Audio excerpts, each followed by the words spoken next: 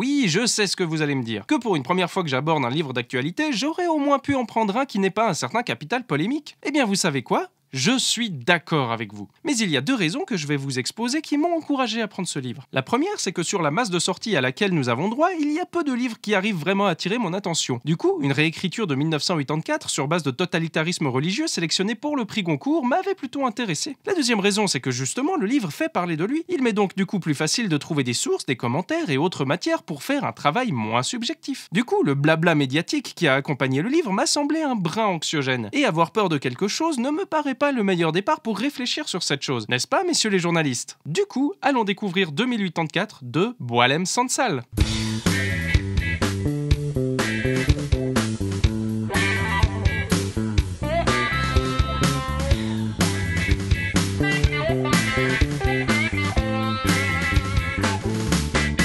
2084, qui se propose comme une réécriture de 1984 de George Orwell, est un roman décrivant un monde dystopique dirigé par une dictature religieuse. Nous sommes donc en Abystan, immense empire tirant son nom de Abi, le délégué du dieu unique Yola. Ensuite, on retrouve toutes les joyeusetés de l'univers dystopique. Le peuple n'a pas la liberté de circuler, il est ultra surveillé, il n'a que peu de contact avec les autres individus, l'histoire est supprimée et la langue est simplifiée à outrance. On y ajoute aussi des caractéristiques religieuses comme le fait de prier 9 fois par jour de manière à ce que les individus n'aient pas le temps de se poser la moindre petite question. Mais des questions, Ati, le héros, il va s'en poser puisqu'il est tombé malade et a été emmené loin de chez lui dans un sanatorium afin d'être soigné. On apprendra que la plupart des malades meurent, mais Ati a un coup de bol puisqu'il guérit et rentre chez lui. Le voyage lui fera réaliser des trucs, comme le fait que les Abystanais ne sont pas tous les mêmes, que le pays est quand même vachement vide et là-dessus les interrogations fleuriront. Comment en est-on arrivé là? Commençons par le début. J'aime beaucoup le style de Sansal. Il manie notamment l'ironie, l'aphorisme et parfois même les deux en même temps. Ces deux éléments se retrouvent notamment lorsqu'il invente des extraits de textes saints comme « Ne cherchez pas à croire, vous risquez de vous égarer dans une autre croyance, interdisez-vous seulement de douter » ou encore « La soumission engendre la révolte, et la révolte se résout dans la soumission ». Et le livre est plein de ce genre de formules. On retrouve aussi une touche d'humour lors des salutations interminables du type « Le salut sur toi, Yola, le juste, le fort et sur Abi, ton merveilleux délégué. Soyez loués jusqu'à la fin des temps, au plus loin de l'univers, et que vos ambassadeurs de la juste fraternité soient bénis et justement rémunérés pour leur fidélité. » Avant d'enfin commencer une phrase. D'ailleurs, certains passages m'ont paru tellement absurdes qu'ils m'ont quand même pas mal fait penser à l'univers de Kafka. Et maintenant, on va rentrer dans le vif du sujet. La religion. J'ai lu pas mal de critiques sur le livre, et dans les négatives, celle qui revient le plus souvent est « J'aimerais lui couper les cheveux, il aurait des idées plus normales. » Non, attendez, c'était pas celle-là, même si je l'ai trouvée très drôle. Non, c'était plutôt ça. 2084 nourrit la peur de l'islam. Et vous savez quoi? Eh ben, c'est une critique qui peut quand même se défendre.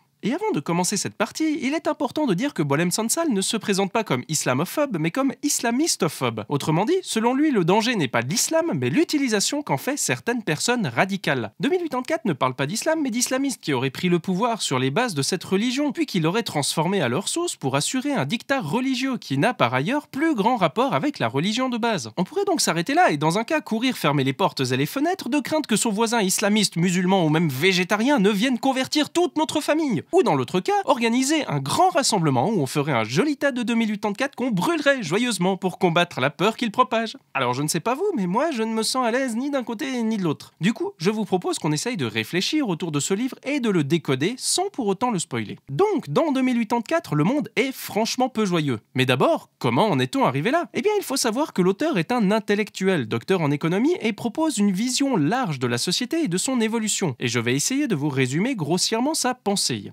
Boualem Sansal pense en termes de structure. Il y a les structures économiques, comme Wall Street, les entreprises privées, tout ce qui se préoccupe grosso modo du pognon. En dessous, nous avons les structures sociales, tout ce qui s'occupe de nous faire vivre ensemble, comme le gouvernement. Et enfin, on a la structure mentale, c'est-à-dire nous, les individus, ce que nous percevons et pensons. À partir de ça, Boualem Sansal prend le modèle de l'histoire de l'Algérie. Et je m'excuse déjà pour la simplification outrancière, mais si le sujet vous intéresse, je vous laisse quelques liens dans la description. Au milieu des années 80, l'économie de l'Algérie n'est franchement pas en forme. Entre notamment d'un côté le contre-choc pétrolier et de l'autre la chute du communisme, la situation est un poil tendue. Et ça se répercute sur toutes les structures. Arrive la mondialisation. On promet qu'avec un marché mondialisé, l'économie ira beaucoup mieux. Le seul problème, c'est que vu qu'on change les structures économiques, il faut changer les structures sociales. Les femmes doivent avoir facilement accès au travail, on ne doit plus enseigner la même matière, sinon la nouvelle structure économique ne marche pas. Et là encore, faire changer les structures sociales implique à changer nos structures mentales. Sauf que ça, tout le monde n'en a pas envie. Et certains verront dans la radicalisation un bon moyen de se défendre. Pour arriver ensuite à 2084, c'est plutôt simple. Le système proposé ne marche pas aussi bien que prévu et les gens se sentent de plus en plus trahis et seront donc de plus en plus nombreux à se radicaliser. On finit par atteindre un nombre assez conséquent, mais pas forcément majoritaire, seulement de quoi renverser le gouvernement par la force. Sur cette base, on va ensuite attaquer les voisins jusqu'à ce que le monde soit tout entier un monde de radicaux islamistes. Le problème, c'est que l'islam reste encore un peu large dans les possibilités d'interprétation. Du coup, on va effacer tout ce qui pourrait faire vaguement réfléchir ou penser le contraire du pouvoir en place et les remplacer par des textes simples à comprendre qui justifient la situation. Ainsi, la majorité, avant pas fan du projet, finit par s'habituer et à assimiler ces changements. La structure sociale est maintenant un régime totalitaire qui maintient à sa merci les structures économiques et les individus. Et voilà, nous sommes dans 2084, un univers tiré d'une autre où les islamistes ont pris le pouvoir.